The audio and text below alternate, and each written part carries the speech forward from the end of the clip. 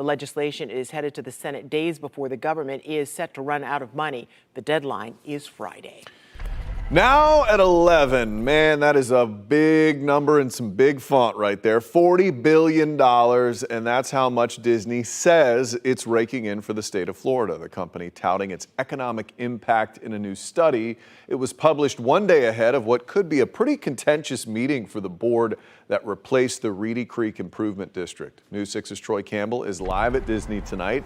He's going to walk you through some of the highlights in that report, Troy.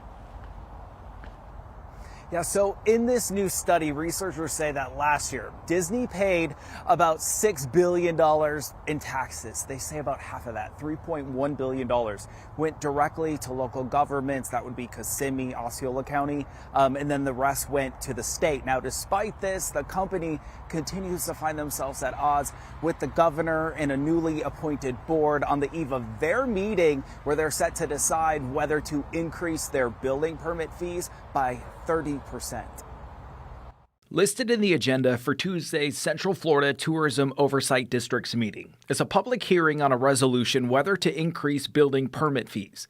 The new board has observed an exodus of 40 employees, quitting their jobs from the district following a dispute between the governor and Disney related to rights for gay Floridians. In an employee exit interview, a biologist who quit after 35 years wrote the new DeSantis-appointed leadership, quote, negatively changed my experience with top leadership, the work culture, trust, and given me a good reason to retire. Another manager who quit wrote, I find myself leaving a completely different district, a district that prioritizes politics above all else, and will gladly sacrifice its employees, its community, and its work if there's an opportunity to score political points. In a newly published study by Disney and Oxford Economics, researchers say in 2022, the Walt Disney Company paid enough taxes to offer a $379 check to every Florida household. Additionally, in 2022, the report says Disney contracted 2,500 small businesses in Florida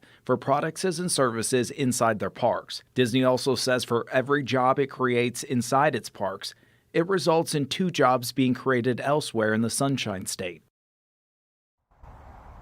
Now, Governor DeSantis did file a motion requesting that the judge does dismiss that lawsuit. Disney responded, telling the judge that that would send the wrong message to anyone who might attack the First Amendment in the future.